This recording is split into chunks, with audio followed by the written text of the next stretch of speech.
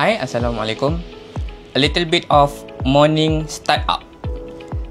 Setiap pagi, kita bangun daripada tidur.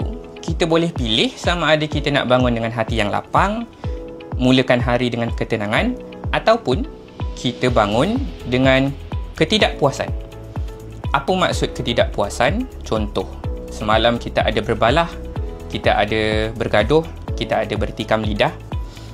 Bangun-bangun pagi, kita teringat dan kita carry forward perasaan itu, perasaan semalam, pergi ke hari ini.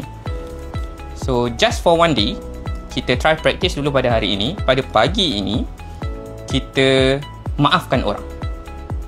So, tak perlu telefon orang tu, tak perlu kita hantar mesej dekat dia, aku maafkan kamu, tak perlu. Cuma sekadar kita bercakap dalam hati, ya Allah, aku maafkan dia kerana-Mu. Nabi ada berpesan dalam peristiwa memaafkan dalam kerahmatan. Apa yang Nabi pesan? Tunjukkanlah belas kasihan kepada orang di bumi, nescaya yang di langit akan merahmatimu. Jadi, di dalam hal ini, termasuklah dalam kategori kemaafan, termasuklah dalam kategori keredaan, ataupun apa-apa yang membaiki silaturahim bersama manusia.